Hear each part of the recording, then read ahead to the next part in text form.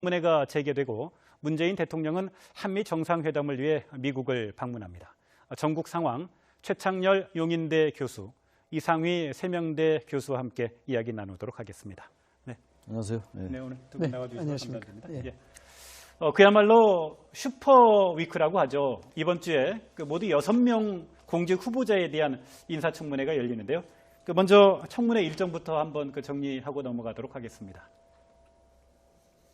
네, 내일이죠. 한승희 국세청장 후보에 대한 인사청문회가 예정이 돼 있고요.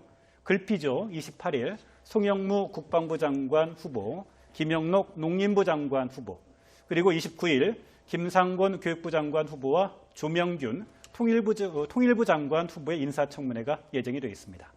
30일에는 조대엽 노동부 장관 후보에 대한 청문회가 예정이 되어 있습니다. 이 6명 가운데 야당은 이른바 3종 세트라고 하면서 송영무, 김상곤, 조대엽 후보에 대해서 단단히 벼르고 있는 것 같은데요. 야3당 발언 먼저 한번 들어보도록 하겠습니다. 세 사람에 대해서는 저는 절대 부적격의 신3종 세트라고 규정을 하고 청문회를 통해서 우리가 강한 검증을 해 나갈 것을 다시 한번 천명을 합니다. 송영무, 김상곤, 조대엽 후보자에 대해 제기되는 의혹들이 인사청문회에서 사실로 확인이 된다면 저희 당은 단호히 대처할 수밖에 없습니다. 한마디로 말씀드리면 국민의 인내심이나 우리 야당 의원들을 테스트하려고 하지 마시고 진작에 빨리 뜻을 접고 새 후보자를 찾는 게 좋을 것 같습니다. 네, 야권의 반응을 한번 저희들이 들어봤는데요. 네. 자유한국당은 송영무, 김상곤, 조대엽 후보에 대해서 자진 사퇴를 분명하게 요구를 하고 있는데요. 특히 송영무 국방부 장관 후보자의 논란이 굉장히 그렇죠. 좀 거세죠. 지금 송영무 국방부 장관 후보자 같은 경우에는 한마디로 말씀을 드리자 그러면 야권이 공격하기가 참 쉬운 대상이다. 또 쉬운 어떤 요소들을 많이 가지고 있다. 이렇게 약점이 그만큼 많다는 그렇죠. 얘기죠. 약점이 많죠. 예. 야권 입장에서는 굉장히 손쉬운 공격 대상이 될 수밖에 없는 것이죠. 인사라는 것이 보편적으로 어느 정도 이해가 돼야 되는 부분들이 상당히 좀 성립이 돼야 되는 부분인데 지금 나오는 의혹들에 대한 부분들은 일반적인 상식으로 좀 문제가 있다고 생각하는 부분이 있거든요. 예. 결국 인사람 차원이 아무리 바빠도 코끼리를 바늘구멍에 밀어 넣을 수 없듯이 일종의 절차상의 정당성을 확실하게 가지고 있어야 되고 또 절차상의 정당성을 확보하려고 그러면은 그에 상응할 수 있는 그런 인선 기준들이 좀 마련이 돼야 되는 부분인데 예. 지금 송영무 후보자 같은 경우에는 국방 비리를 척결해야 되고 방산 비리를 척결해야 되고 그런 막중한 임무를 가지고 있음에도 불구하고 이와 관련된 여러 가지 의혹들이 계속 제기가 된단 말이죠. 물론 지금 현재는 의혹적 수준입니다만 이런 것들이 불거지게 되면은 결국은 청문회가 개최되고 난 다음에 정부 여당으로서 상당히 부담을 가질 수밖에 없는 사안이 아니겠느냐 이렇게 좀 판단이 됩니다. 따라서 좀 고액 자문료의 경우에요. ADD 국방과학연구원이죠. 국방과학연구원과 법무법인 로펌에서 자문료 명목으로 무려 12억 원을 그렇죠. 12억 원. 예, 한 달에 3천만 원 정도를 받았다고 그러는데 이 때문에 고액 수임료 때문에 낭만 사람들 굉장히 많이 있습니다. 예전에도 많이 있다시피 했는데 특히 이제 이런 월 3천만 원에 대한 해명에 대한 부분들이 또 잘못된 것 같아요. 예, 저 해명이 있었는데 그 해명이 또 논란이 되고 있죠. 예. 글쎄요, 일반 서민이 이해하기 어려운 세계가 있다. 지금 우리 서민, 일반 국민들 이해하기 어렵죠. 한 달 자문료 3천만 원씩 받고 이런 것들은 그것이 만약에 사실로 밝혀진다면 이해하기 어려운 정도는 물론이고 청문회를 할 자격이 없다고 생각을 해요. 일단 여권에서는 이런 부분들은 일단 청문회에서 해명을 들어보고 청문회에서 사실로 확인되는 것이 중요하다고 하는 입장입니다만 아무튼 만약에 이런 의혹들이 여러 가지 의혹들이 제기되고 있잖아요. 자문료, 고문료도 그렇고 또 딸과 또 부녀와 같이 ADD 국방과학연구소에 입사한 부분도 그렇고 셀프 훈장 수요 논란도 있고 굉장히 많아요 지금. 송영무 후보자에게도 또 위장전입 얘기도 나오기도 했습니다. 이런 게 전체적으로 사실이라면요 청문회에 가서 어떤 청문 과정을 거치는 것 자체가 의미가 없지 않나 생각도 들어요. 그러나 단지 아직은 이것이 사실 확인된 것이 아닌 것이기 때문에 청문회에서 해명을 들어보자라는 게 여권의 입장이긴 합니다만 예. 이런 이제 언론 보도가 계속 나올 거 아니에요. 다음 지금 언제입니까? 송영문 국방장 후보자 수요일이니까 예. 월요일, 화요일 계속 나올 거예요 언론에. 이런 보도들이 사실 밝혀지거나 이러한 기류가 압도적으로 국민 사이에 형성된다면 여론에 청문회 거치기가 좀 어렵지 않을까 생각도 들고 여권도 아마 이런 부분들에 대해서는 청문회 끝까지 가서 임명을 강행한다라는 생각은 하지 않는 것으로 보이기도 합니다. 예. 송영무 후보자가 해명을 했는데 그 해명이 논란이 되니까 재차 또 해명을 했어요. 그 해명한 내용을 보니까 자신을 포함한 비법조인이 변호사 업계의 고문료 책정 방식에 대해 알기는 힘들다는 점을 설명하려고 했던 것이다 라고 이야기를 했는데 이 같은 거듭된 해명에도 불구하고 야권의 반발은 뭐 수그러들지 않고 있고요. 특히 이제 정의당조차도 송영무 후보자가 이렇게 되면 좀 부적격 아니냐라고 좀 반대 의견을 냈더군요. 지난번에 뭐 지난 일 또 거론하기는 좀 그렇긴 합니다만 예. 안경환 후보자도 그 논란이 되면서 그 나왔던 의혹 그것이 논란이 되면서 정의당도 좀 방어하기 어려운 그런 입장을 좀 보였었거든요. 지금 송영무 국방부 장관 후보자가 좀 그런 상황인 것 같아요. 예. 지금 여러 가지 제기된 의혹들이 다른 후보자들하고는 좀 차원이 다른 측면들인 것 같아요. 그리고 과거에도 예. 보면은 고액 수임료라든지 변호사 법조인들의 경우 그리고 고액 자문료 이런 것들로 해서 낙마되고 자진 철회한 경우도 많이 있습니다. 그래서 이번에 전 정권의 대표적인 게 안대희 전 그렇죠. 총리의 경우가 법무법인 정관예우 차원에서 고액 그렇죠. 고액 수임료 수임료 문제 때문에. 때문에 예. 낙마하지 않았습니까? 그렇죠. 이런 부분이 뭐 아까 앵커께서 지적하셨습니다만 일반인들이 좀 이해하기 어려운 부분이 있다라고 이제 예. 해명을 했고 그것이 쉽게 이야기하자면은 이제 불에다 기름을 부은 듯한 그런 예. 차원에서 여권 내부에서조차도 상당히 반발을 많이 촉발시켰던 그런 이유가 된 예. 것이죠. 결국 일반인들이 이해하지 못할 일이다 그러면 결국 특별한 사람들이 한다는 그런 형태로 이제 기결될 수가 있는데 이런 부분들은 뭐 매우 적절치 않다고 봐야 되는 부분이고요. 뭐 앞서도 말씀을 드렸습니다만은 청문회를 통해서 추가적으로 어떤 의혹이 나올지 또 아니면은 이게 의혹으로 끝날지 아니면은 의혹에 대한 부분들이 증거적으로 좀 나올 부분이 있는지는 모르겠습니다만은 청문회까지 이어진다 그러면은 어쩌면 문재인 정부와 여당 쪽에서는 상당한 부담을 할 수도 있다라는 그런 생각이 듭니다. 여기에 대해서 예. 추가적으로 이 제기된 의혹들에 대해서 증거적인 자료가 나온다든가 또 다른 의혹이 제기된다 그러면은 여기 인사청문회에 대한 정부의 강행 이 부분이 다시 한번 회자가 될 수밖에 없고 또 인사청문회 인사검증에 대한 부분도 다시 한번 촉발될 수밖에 없는 그런 여론들이 또 하나가요. 지금 예. 해군 참모총장 시절에 납품 비리에 관련된 또 의혹도 제기되고 있는 상황입니다. 예, 이것도 말바꾸기 예. 좀 의혹이 있죠. 예. 사실인지 아닌지 모르겠습니다만 적어도 이건 방산 비리와 또 관련된 부분이기 때문에 예. 이건 여야의 문제도 아닌 것 같고 분명하게 이따 사실을 밝혀져야 된다는 부분이고 지금 뭐 역시 의혹의 수준이기 때문에 완전히 단정해서 이 후보자가 적격이다 부적격이다라고 얘기할 수 없다 하더라도요. 어쨌든 중요한 거는 여러 가지 이러한 사안들이 사실인가 아닌가를 밝혀내는 게 중요하다고 보여집니다. 자, 그러면 지금 야권에서는 뭐 청문회를 열 필요조차 없다라고 이렇게 공세를 하고 있는데요. 의혹에 대한 해명을 듣기 위해서라도 그러면 청문회를 뭐 여는 게 합당하다고 지금 보시는 건가요? 아니, 저는 이렇게 생각해요. 만약에 이러한 부분들이 언론이 계속 이제 보도를 하고 또 예. 여러 가지 이제 검증이 진행되는 거잖아요. 청문회뿐만이 아니라 청문회 열기 전에 항상 여러 가지 검증을 하는 거 아닙니까? 언론을 통한 여론 검증이라는 그럼요. 게 있죠. 이러한 부분들이 사실이라면 예. 청문회 의미 없죠. 이런 식으로 의혹이 만약에 사실이고 방산비리와도 관련돼 있고 그렇다면 청문회를 통해서 꼭 들어야 된다. 물론 밝혀지지 않으면은 청문회를 통해서 해명을 들어보고 그것이 사실이 아니냐를 밝히는 게 중요합니다만 예. 제가 말씀드린 전제는 청문회 전에 이러한 의혹들이 사실로 밝혀진다면 사실관계가 예. 확인된다면 청문회가 의미가 있겠느냐 이 말씀을 드리는 겁니다. 예. 뭐 여권의 입장에서는 제2 안경환 사태를 막겠다 이런 입장 아니겠습니까? 예. 청문회를 개최해보고 거기에 대해서 통과할 수 있고 강행할 수 있는 부분들은 충분히 하겠다 이런 의지로 봐야 되는 것인데 그렇게 할 수밖에 없는 것이 자칫하면 인사 혼란의 총체적인 부실 이렇게 예. 이제 귀결될 수밖에 없기 때문에 그렇게밖에 이야기할 수 없겠죠. 그러나 이 부분에 대해서 정작 이 당사자들이 좀 솔직할 필요가 있는 것 같아요. 이런 부분에 대해서 사실 이 비밀에 대한 결과는 본인밖에 모르는 부분이거든요. 예. 그래서 이런 것들이 향후 불구졌을 때 정부적 부담이 파장이 일 것이냐 말 것이냐 판단을 하고 그렇다 그러면은 효과적인 처리 방법이 있다 그러면은 청문회 전에도 자진 사퇴하는 형태로 이것을 처리하는 방법도 충분히 있으니까 그 전까지도 본인이 상당히 고려를 해야 될 부분이 아닌가 저는 그렇게 봅니다. 예. 송영무 장관 후보자 최근 며칠 사이에 여러 가지 의혹과 논란이 제기가 되면서 가장 큰 위기를 맞고 있는 것은 뭐 분명한 것 같습니다. 다른 후보자 한번 이야기 한번 해보죠. 김상곤 부총리 겸 교육부 장관 후보. 김상곤 후보자 역시 논문 표절과 이념 문제가 논란이 되고 있는데요. 오늘은 또 일부 언론을 보니까 고용보험료와 주정차 위반 과태료 미납 문제까지 제기가 됐더군요. 특히 이제 논문 표절 같은 거는 교육부 장관 후보자이기 때문에 다른 후보자들에게 제기되는 것보다 더욱더 심각하게 이제 비춰질 수가 있는 거죠. 예. 여러 가지 사안들에서 그 어떤 직책이냐에 따라서 또 그 사안의 중요성의 강도가 달라질 수가 있는 거거든요. 근데 논문 표절이 이게 어떤 논문 표절을 지금 얘기하는 건가요?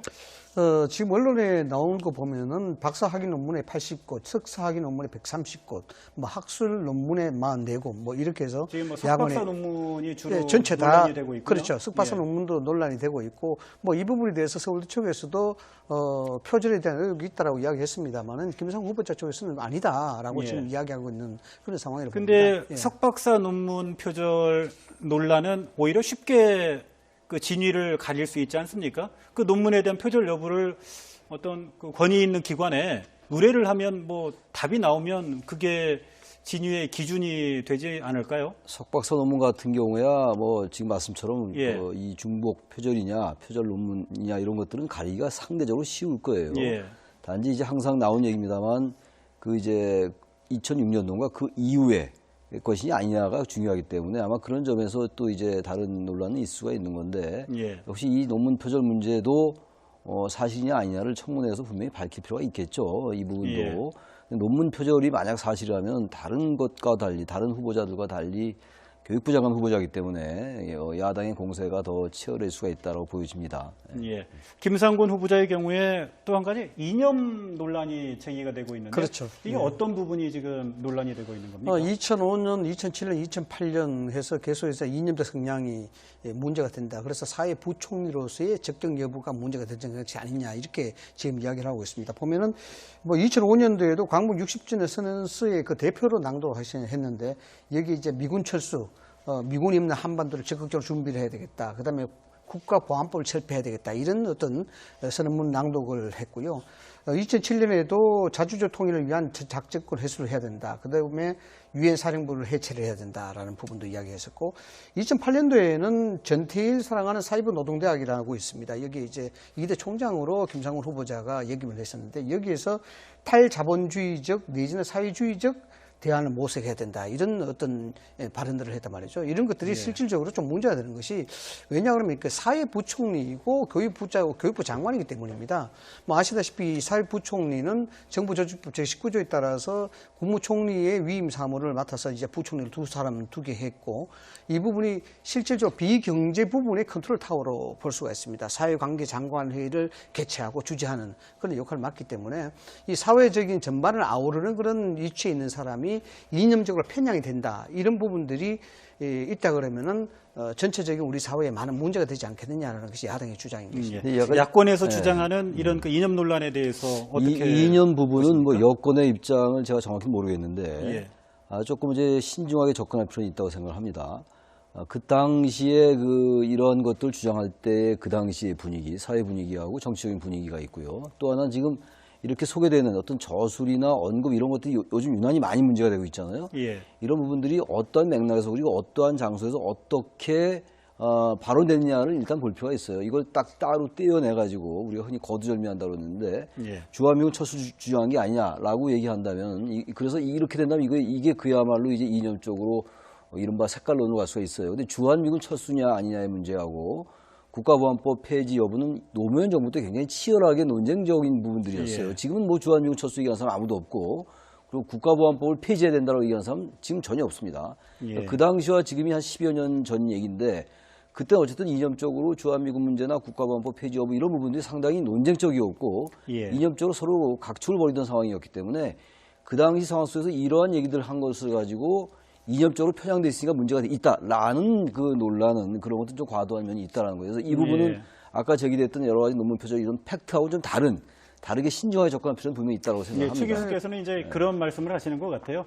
어느 한 특정 대목에 또는 특정 그 단어에 집중할 게 아니라 발언의 전체적인 취지와 또 전후 맥락을 보고 판단을 좀 해야 되는 것 아닌가라는 좀 그 지적을 하시는 것 같아요. 예. 충분히 일리 있는 말씀입니다만 이제 헌법적 질서라는 게 이제 바로 그런 것을 이야기한다 이렇게 봐야 되겠죠. 대한민국은 엄연한 민주공화국을 체제를 가지고 있는 부분이고 그것이 이제 헌법적 질서에 부합하느냐 안 맞느냐 이 부분이 이념적 논쟁으로 가는 기계다 볼 수가 있습니다만 김상곤 후보자 같은 경우에 이러한 것들이 계속 지속적으로 나타나는 그런 패턴을 보이고 있다라는 겁니다. 예를 들어서 아까도 말씀드렸습니다만 2008년도에 전태일 그 사이버 노동대학이 이대 총장을 있을 때 이 전태일 사이버 노동대학이 뭐냐 그러면은 노동운동가를 활성화시키는 양성시키는 그 기관이거든요. 여기에 보면은 실제로 조선공산당이라든가 1920년 사회주의 운동 뭐 이런 것들이 공통함으로 들어가 있어요. 뭐 이런 것들이 이 이념적 편향이 되어 있다, 안 되어 있다 이게 단정적으로 이야기할 수 없지만 그래도 특정 이념에 대한 편중 논란이 제기되는 사람이 전체적인 보편 타당성을 가지고 이야기할 수 있는 사회 부총리의 적격 여부가 따질 수 없는 문제는 아니지 않느냐라는 그런 식으로 이야기가 됩니다. 또 하나가요. 이 김상곤 전 교육감은 이미 교육감 선거에서 검증이 된 부분이기 때문에 그러한 부분들을 시간이 꽤 지났는데 너무 이념적인 잣대로 보면 안 된다는 거. 항상 우리 사회에서 가장 이 치열하게 논란이 되는 부분이 바로 이런 부분들인데 어떠한 그 분명한 지향을 딱 정해놓고 그 지향과 맞지 않은 무조건 이념적 편향성이다. 그리고 지나치게 이게 문제가 있다라고 본다면 이건 시대에 너무 뒤떨어졌다고 봐요. 일단 선거에도 당선됐던 분이고 그런 부분들을 인정해서 선출한 국민들은 뭐가 됩니까? 교육감 선거에. 그래서 이거는 항상 나온 얘기입니다만 어느 때도 그렇고 어느 후보에게도 어떤 발언 하나 가지고 이 사람이 너무 지나치게 이념적으로 편향되어 있다라고 본다면 다른 관점에서 그렇게 볼 수도 있는 부분이 있기 때문에 이건 좀 다른 문제다라고 보여집니다. 다른 제기된 의혹들과는 전혀 다른 차원의 문제다라고 이제 말씀을 드리고 싶습니다. 예. 아무튼 뭐 늘 저희들이 그 중요하게 생각하는 게요. 그 좀 발언의 전체 취지 그리고 전후 맥락을 좀 보고 좀 평가를 하는 게 판단을 하는 게 그게 좀 시청자 여러분과 또 국민 여러분께 그 정확한 좀 그 판단의 기준이 되지 않을까 이런 생각이 들고요. 자, 다음 후보자 이야기 한번 해보죠.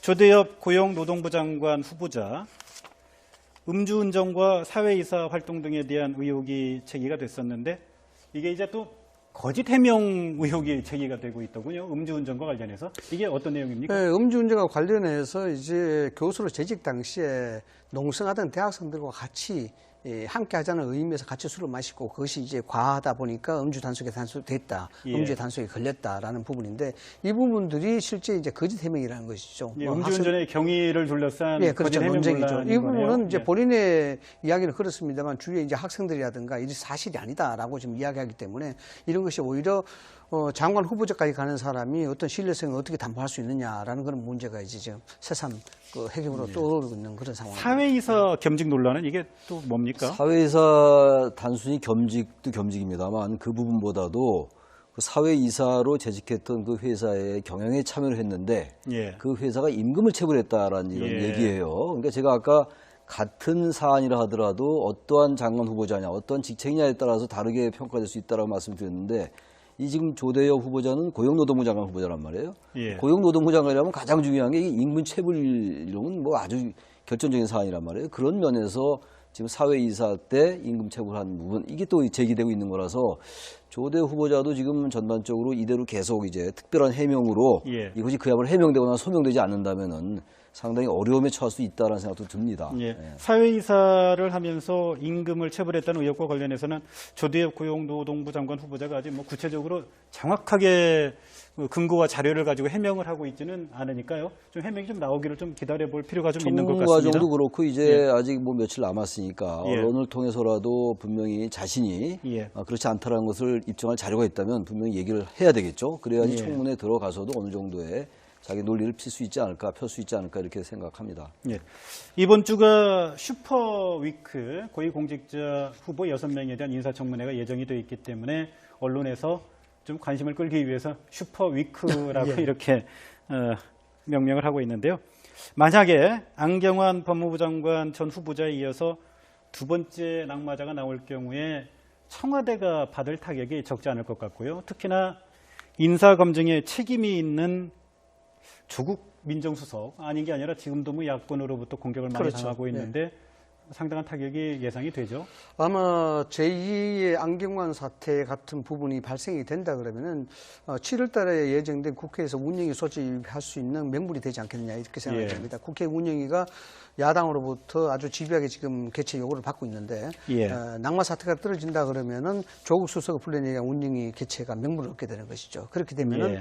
이 부분에 대해서 조국 수석의 출석 여부가 상당히 화제로 떠오를 수밖에 없는 상황인데 예. 결국 이제 청문회 그 자체가 인사 검증에 대해서 그것을 기본으로 하기 때문에 낙마라는 부분은 인사 검증이 잘못됐다는 것을 확인시켜 주는 부분이거든요. 그래서 거기에 대한 총체적인 책임을 지고 있는 조국 수석은 여기에 대해서 자유스러울 수가 없는 그런 입장이 되는 겁니다. 그래서 정치적인 타격은 충분히 예상할 수밖에 없는 그런 상황이 아니겠느냐. 저는 그렇게 예. 봅니다. 만약 송영무 장관 후보자의 경우 이제 가장 큰 문제가 되는 게 거액의 자문료 부분이 될 것 같은데요. 거액의 자문료를 받았던 사실, 민정수석실의 인사검증 과정에서 그게 좀 체크가 됐을까요? 안 됐을까요? 그래서 거액의 자문료를 그 정도 많이 받았다는 것을 알았다면은 상식적으로 볼 때 내정하기가 후보로 내정하기가 상당히 부담스러웠을 것 같아요. 예. 그것이 검증 과정에서 밝혀졌는지 인지됐는지 그 여부는 제가 정확히 알 수가 없죠. 예. 근데 분명한 것은 지금 우리 이상희 교수 얘기처럼 지금 후보자들에게 여러 흠결들이 제기가 되고 있어요. 뭐 이번뿐만이 아니에요. 역대 정권 예. 때도 다 그랬고 합니다만 너무 이렇게 지나치게 이제 흠결이 제기되면은 나중에 이제 장관이 된 다음에라도 예. 어떤 그 내각의 뭐 그런 도덕적 우월성이랄지 이런 것들에서 약간 흠이 있을 수가 있고 또 하나 문제는 안경환 후보자가 낙마했는데 이번 또 이른바 뭐 슈퍼위크의 몇 명이 어떠한 그 국민 여론이 형성될지 모르겠어요. 이 부분도 굉장히 정권으로서는 부담스러운 부분이고 또 하나 문제가 내각의 구성이 너무 늦어요. 지금 지난 박근혜 예. 정권 때 52일 만에 됐는데 이번에 예. 뭐 60일은 훨씬 넘을 예. 것 같아서 이런 것들도 부담스러운 부분도 있을 것 같기도 합니다. 이번에는 한미 정상회담 이야기 좀 예. 해보죠. 문재인 대통령 이번 주에 2박 3일 일정으로 미국을 방문하는데요. 북핵 문제와 사드 배치 또 한미 자유무역 협정 FTA가 주요 의제가 될 것으로 보이는데요. 가장 큰 이슈는 북핵 문제죠. 그렇죠. 문제는 이제 한미 간의 공조 동맹 관계를 어느 정도 확인할 것인가 하는 그런 점 아니겠습니까? 북핵 문제가 가장 큰 핵심으로 부상될 수밖에 없겠죠. 입장이 확연하게 지금 다르고 있거든요. 예. 지금 우리 이제 문재인 대통령과 청와대 측에서는 이 북한에 대한 핵 문제 이 부분에 대해서는 일종의 전략적 모성을 좀 가지고 있습니다. 뭐냐 예. 그러면은 웹비어 그 미국 학생 그 예, 사건이 원비어. 웹비어 사건이 터졌을 때는 대화를 위한 대화를 하지 않겠다는 강경 기조로 갔다가 또 어떤 쪽에서는 최근에 이제 세계 태권도 협회라든가 이런 데 부분에서는 좀 유화적 제스처를 좀 내보이고 있거든요. 예. 이런 전략적 모선을 가지고 있는 상황에서 실질적으로 미국의 입장은 여기에 대한 대북 제재를 원칙으로 하고 있지 않습니까? 비핵화를 예. 원칙으로 하고 있는 그런 상반된 입장에 있기 때문에 과연 한미 정상에서 이걸 아우를 수 있는 그런 해결의 실마리가 어떻게 나올지 굉장히 이제 주목이 될 수밖에 없는 상황이고 따라서 이 한미 정상회담에 있어서는 아주 고정적인 어떤 답을 구하는 그런 의제보다는 한미 동맹에 대한 신뢰 회복 이 정도 소통에 대한 원활함 뭐 이 정도로 의제가 마무리될 수 있는 가능성이 굉장히 높지 않겠느냐 이렇게 봅니다. 한미 동맹 관계의 그 가장 큰 좀 뜨거운 감자라고 할 수 있는 문제가 사드 배치 문제 아닙니까? 사드 배치 일정을 둘러싼 한미 양 정부 사이에 약간의 이견이 있는 게 사실인 것도 같고요. 그 문제도 이번에 한미 정상회담 과정에서 좀 논의가 되겠죠. 글쎄요, 사드 배치 그 자체가 한미 예. 정상 간의 의제로 채택될지 모르겠어요. 아직 그 부분은 단정하기 어려울 것 같습니다. 예. 그냥 그 부분은 지금 한미가 어쨌든 사드 배치에 대해서는 이견이 없는 것처럼 얘기를 하고 있는 거예요, 한미는. 지금 예. 문재인 대통령도 어쨌든 한미가 합의했던 사드 배치는 철회해야 할 생각이 전혀 없고 예. 진행된다는 얘기를 여러 번 얘기하고 있는 것이고 미국도 마찬가지입니다. 그래서 한미 정상회담에서 이 부분을 가지고 지금 최근에 얘기 나왔던 합의를 했는데 그것을 어겼느냐 어기지 않았느냐 이런 부분이 나올 가능성은 거의 없다고 보는 것이고 예. 사실 어떤 부분에서 볼 때 이 사드를 둘러싼 한미 간의 이런 얘기들이 좀 과장되게 국내 언론에서 보도되는 경향도 좀 있는 것 같아요. 예. 지금 한미 간의 합의한 부분을 전혀 철회할 생각도 없고 합의를 지키겠다고 계속 얘기하고 있는데 대통령이 예. 단지 이제 지난해 합의했던 건 올해 11월 또는 11월 원래 이제 예정됐다 9월로 당겨졌고 그것이 7월 내지 9월에 이제 연내된다고 그랬는데 지금 빨리 당겨진 게 사실이잖아요. 거기에 대해서 문 대통령이 사실 합의와는 좀 다르게 빨리 진행이 됐다. 탄핵 정국소에서 그런 점에 대해서 언급을 한 것이기 때문에 예. 우리 대한민국으로서 어쨌든 그런 것들을 한미 정상회담을 앞두고 약간 전략적인 발언일 수도 있는 것입니다만 발언할 수 있다고 저는 봅니다. 따라서 이 부분이 한미 간의 한미 동맹이라든지 사드 배치 둘러서 이견이 노출되고 이런 쪽으로 연결돼 가서는 전 거의 없지 않느냐라고 생각을 합니다. 예. 인사청문회와 대통령의 방미 이런 전국 상황들에 대해서 최창렬 용인대 교수, 이상휘 세명대 교수와 함께 이야기 나눴습니다. 네, 오늘 두 분 말씀 감사드립니다. 힘들다는 점을 설명하려고 했던 것이다 라고 이야기를 했는데 이 같은 거듭된 해명에도 불구하고 야권의 반발은 뭐 수그러들지 않고 있고요. 특히 이제 정의당조차도 송영무 후보자가 이렇게 되면 좀 부적격 아니냐라고 좀 반대 의견을 냈더군요. 지난번에 뭐 지난 일 또 거론하기는 좀 그렇긴 합니다만 예. 안경환 후보자도 그 논란이 되면서 그 나왔던 의혹 그것이 논란이 되면서 정의당도 좀 방어하기 어려운 그런 입장을 좀 보였었거든요. 지금 송영무 국방부 장관 후보자가 좀 그런 상황인 것 같아요. 예. 지금 여러 가지 제기된 의혹들이 다른 후보자들하고는 좀 차원이 다른 측면들인 것 같아요. 그리고 과거에도 보면은 고액 수임료라든지 변호사, 법조인들의 경우 그리고 고액 자문료 이런 것들로 해서 낙마되고 자진 철회한 경우도 많이 있습니다. 그래서 이번에 전 정권의 대표적인 게 안대희 전 그렇죠. 총리의 경우가 법무법인 정관예우 차원에서 고액 그렇죠. 고액 수임료 수임료 문제 때문에. 때문에 예, 예. 낙마하지 않았습니까? 그렇죠.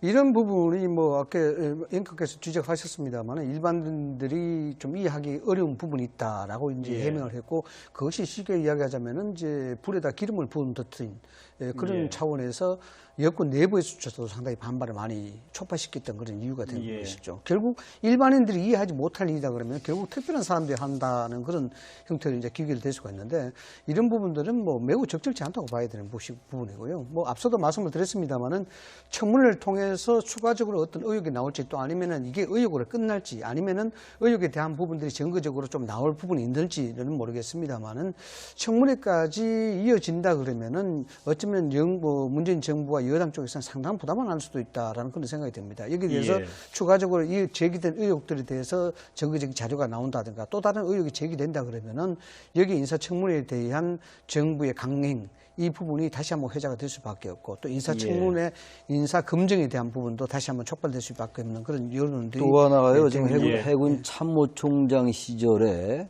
납품 비리에 관련된 또 의혹도 제기되고 있는 상황입니다. 예, 이것도 말바꾸기 예. 좀 의혹이 있죠. 예. 사실인지 아닌지 모르겠습니다만 적어도 이건 방산 비리와 또 관련된 부분이기 때문에 예. 이건 여야의 문제도 아닌 것 같고 분명하게 이따 사실을 밝혀져야 된다는 부분이고 지금 뭐 역시 의혹의 수준이기 때문에 완전히 단정해서 이 후보자가 적격이다, 부적격이다라고 얘기할 수 없다 하더라도요. 어쨌든 중요한 거는 여러 가지 이러한 사안들이 사실인가 아닌가를 밝혀내는 게 중요하다고 보여집니다. 자, 그러면 지금 야권에서는 뭐 청문회를 열 필요조차 없다라고 이렇게 공세를 하고 있는데요.